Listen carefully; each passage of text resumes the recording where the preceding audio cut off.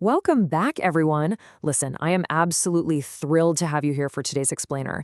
If you are a highly focused learner, if you're aiming for that absolute top tier, the A-star band, you are exactly in the right place. Today, we are going to completely crack the code on how to score maximum marks on the purpose and limitations of the trial balance within the Cambridge AS and A-level accounting 9706 syllabus.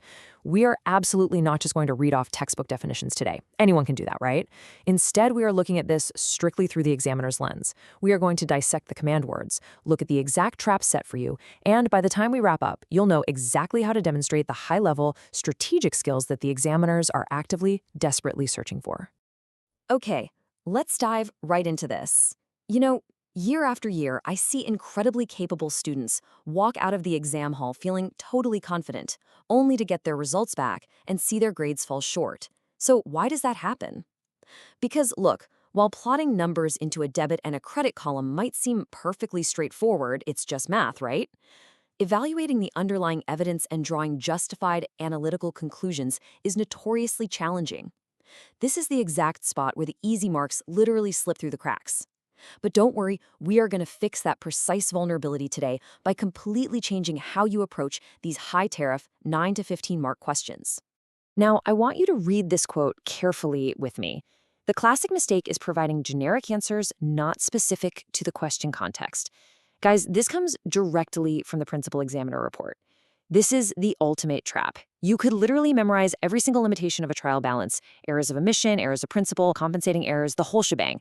But if you just list them out like a robot without applying them directly to the specific business scenario given in your exam paper, you hit a massive ceiling. Examiners are explicitly warning against rote textbook vomiting. They don't want a data dump. They want applied strategic knowledge. So to avoid that trap, here is our game plan for today. First, core principles and cognitive domains. Second, the technical methodology. Third, critical analysis and evaluation. And finally, the top examiner warnings. Let's get to work. Starting right off with Section 1, core principles and cognitive domains. Before you even think about picking up your pen, you absolutely must understand the academic benchmarks governing your exam. The assessment framework targets 3 distinct cognitive domains. Think of it like a giant puzzle. Slice 1 right here is knowledge and understanding. That's your basic AO1, knowing what a trial balance actually is and defining its basic limitations. But look at the rest of this chart. It's huge. Slice 2 is analysis, and Slice 3 is evaluation. Successful candidates must demonstrate competence across all 3 of these domains. Rote memorization, well, that only gets you that very first slice. To get the whole pie and secure those top bands, you must analyze the specific accounting data and heavily evaluate its real-world impact on the business in question. Moving seamlessly into Section 2, the technical methodology. To consistently hit those higher cognitive domains we just talked about, we need a standardized, bulletproof sequence. The absolutely crucial concept here is understanding the method mark strategy. In Cambridge accounting, marks are heavily awarded for systematic processing, clear notation, and the professional presentation of your analytical framework. What does this mean for you? It means the correct final answer just isn't enough anymore. The examiner is actively looking for your evidence-based reasoning process. Let's say your trial balance doesn't balance and you just freeze up and quit. You lose. But if you systematically try to identify the limitation causing the discrepancy, if you document your workings clearly and present them like a pro, you accumulate method marks the entire way down the page, even if that final number isn't perfectly polished. So here is the exact chronological sequence you need to deploy. Step 1, extract the relevant data from the stimulus materials. Read the prompt twice if you have to. Step 2, select the correct analytical framework based on the command word. Step 3, execute your analysis with crystal clear notation. Step 4, verify your results. Does this actually make sense in the context of the business? And Step 5, present it all with correct accounting terminology and professional formatting. This procedural framework perfectly mirrors the exact workflow required in the exam room to secure every single available mark. Keep this locked in your mind. And this brilliantly illustrates why that very first step, extracting data, is absolutely vital. Critical data interpretation is your entire foundation. You must accurately pull figures from the provided texts and tables. But honestly, it doesn't stop there. You then have to interpret the hidden relationships between those numbers.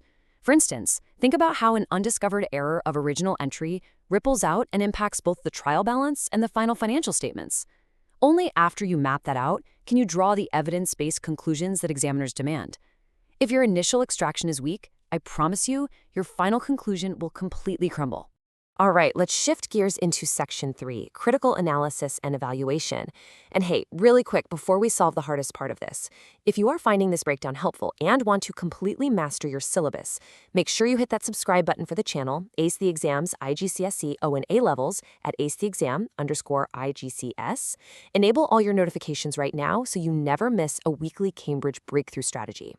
Okay, let's jump back in and look at how to build a top-tier answer.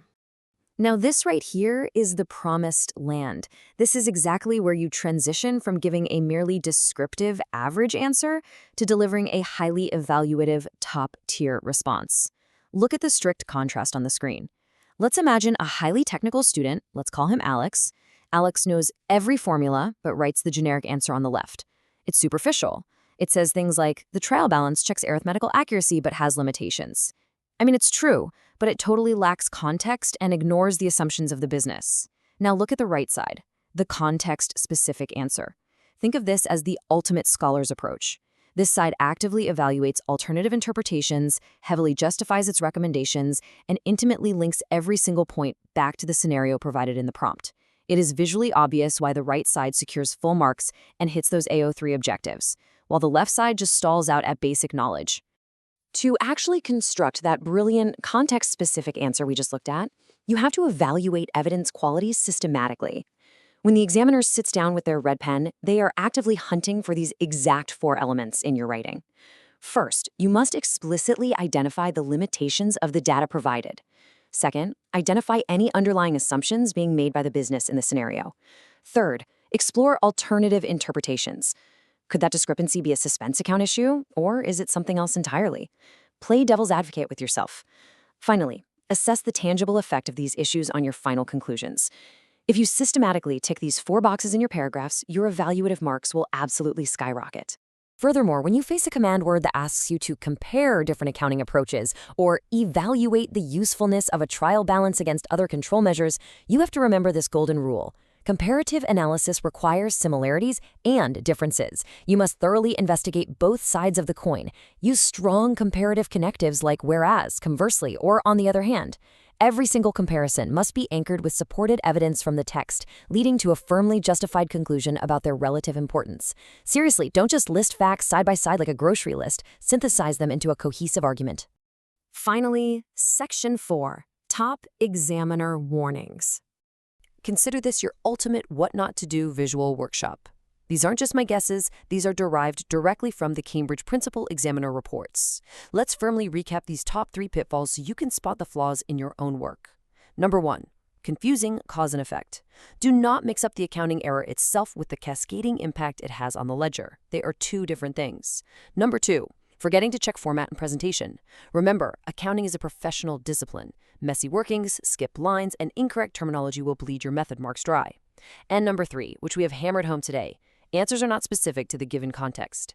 If you write a beautifully eloquent 2-page essay about the trial balance that has absolutely nothing to do with a specific company in the prompt, you will get 0 evaluation marks. Systematically avoid these 3 traps, and you instantly have a massive advantage over the rest of the candidates. Now, to help you lock all of this complex theory in, here is a really powerful memory hack. I highly encourage you to create your own mnemonic using the first letters of the key terms associated with the purpose and limitations of the trial balance. Think about the types of errors that do not affect the trial balance: omission, commission, principal, compensating, original entry, reversal. Make a catchy, funny mnemonic out of those. It acts as a mental anchor. It allows you to easily and reliably recall these core principles under the intense, ticking clock pressure of the exam room, completely freeing up your brain power for that high-level, critical evaluation we've been practicing. So I leave you with this final, absolutely critical thought to chew on. When you sit down tonight to practice your very next past paper, what is your strategy going to be?